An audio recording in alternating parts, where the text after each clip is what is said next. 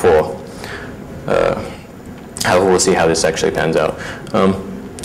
But before we go on, so what is this blind TCP hijacking that I want to talk about?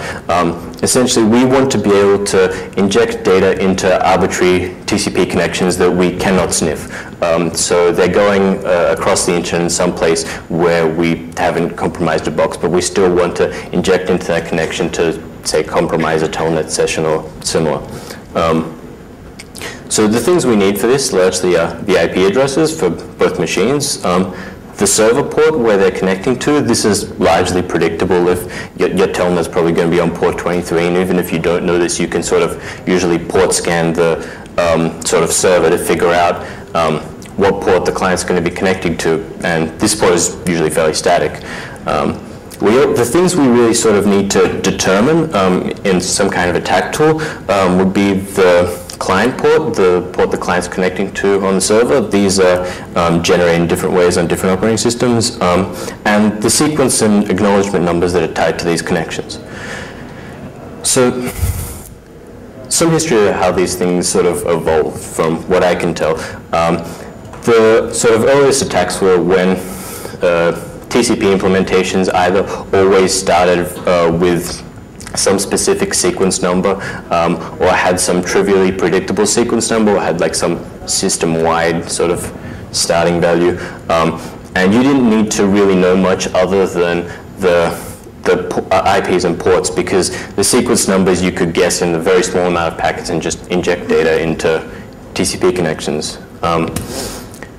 This was sort of fixed, and we got like pseudo-random number generators to generate our sequence numbers for us, which sort of seemed to be the way to go, but there was some analysis done of them which showed that these pseudo-random number generators were often actually predictable by Michael Zalewski. I also recently found out that he talked about an attack where if IP fragmented a TCP packet, you could essentially inject, you could send another IP packet. If you could guess the correct ID that some IP network had fragmented, then you could get your arbitrary data sort of appended to a TCP packet with an already valid header.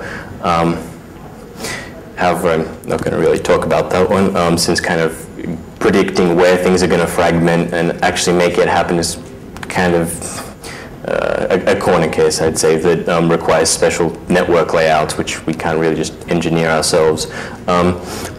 There's also been some denial of service only attacks. The two that I could think of were if you sent ICMP unreachable packets from the server to the client would go, oh, I can't actually send packets to this host, I should just shut down this connection, without actually validating whether it matched what it was expecting there.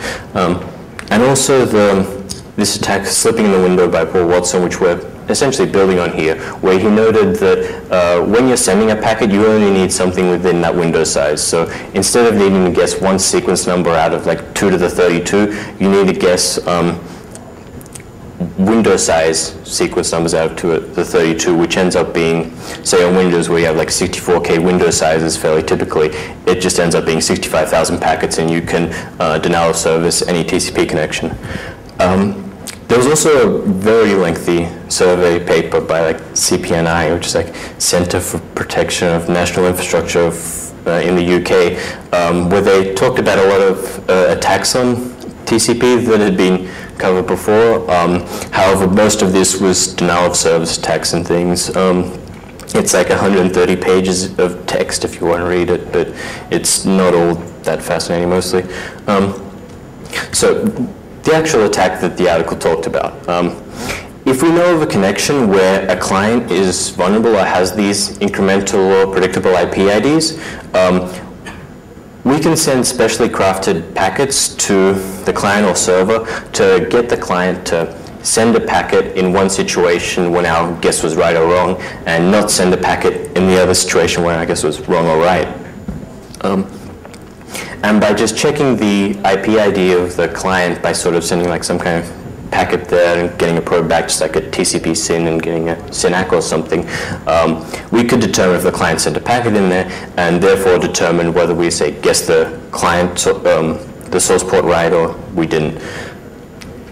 So who are we going to focus on in this thing, just to sort of give us concrete examples? I keep bringing up Windows because Windows is the client that the paper focused on, and is really easy to attack, more so than any other sort of OS or device I've been able to find. It also notes NetBSD as vulnerable, but I haven't really looked into that. I did poke around on the internet a little, and found this Juniper JunoOS 9.0R 3.6 router that had incremental IP IDs. These things still seem to be administered with Telnet. Some of them you can Telnet into and say, hey, who's actually on this machine? And then you have the IP of who you want to sort of attack right there.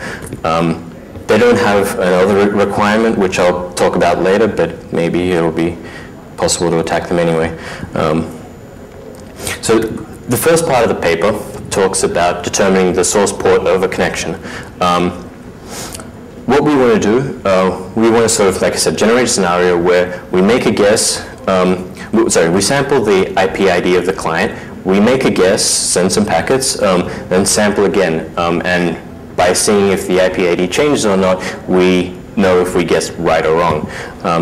In this case, it's kind of convoluted, so I'll have pictures in a moment. So we spoof a SYN packet to the server, pretending to be coming to the client. We set the destination port to the one we think the client's going to be connected to. And we set the port, the client port, to what we want to sort of check if that's the one they're on.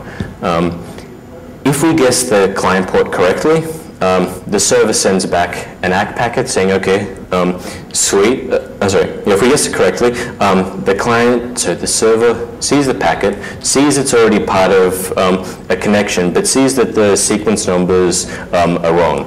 And it says, sorry, no, this isn't what you want to send. You wanted to send with these sequence numbers. So a client which actually gets this back can sort of resynchronize itself. However, if we guess wrong and we got the client source port incorrect, then the server treats this as the client wants to start a new connection from a different source port and sends back this SYN-ACK packet, to which the client will respond with an RST packet because it does know about it. So, so if we guess right, the client sends nothing. If we guess wrong, the client sends a packet. In pictures, if we have like our client talking to some IRC server or something, and we're the attacker on the other side of the internet and we can't see what's going on there, but we'd really like to put stuff in there to that tube. We send a TCP packet into like the cloud, and it goes to the server. The server thinks it came from the client. I didn't bother listing the IP up there because we'll just assume the IPs are for the client and server for the moment. But we send this SYN packet to say essentially like start a connection, please. The server responds, sure, we can do that because the source port which we set is 1234 isn't the port that the client already has a connection on. So server replies back, okay, we'll start this connection. But when the client gets that packet, it'll say, I don't know where that came from, like I didn't start that connection. And it will send a packet back to the server saying, sorry, please reset that connection. I didn't actually do that. In the other case, as I explained before, if we sort of send it onto this IP port channel, the server will think it came from onto that particular channel, but it will say the sequence numbers are wrong. So it will reply with an acknowledgement. This is relevant because when the client gets this acknowledgement, it won't send anything back, because if it did, you just result in this ACK storm which just flooded all our networks. So when a client gets this valid ACK packet, it just drops it. Because it already knows the sequence number, it doesn't really help it at all. Are people kind of following this? This one's kind of a bit harder than the others. Yeah? Okay, I don't see any huge head shaking, so try to go on.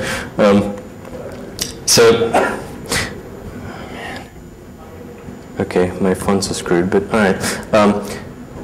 So if you remember how I sort of emphasized that when we send a packet, for this case, we're going to assume it's just a normal ACK packet that the server will drop if it's correct. The server will check that the sequence number is within the expected window.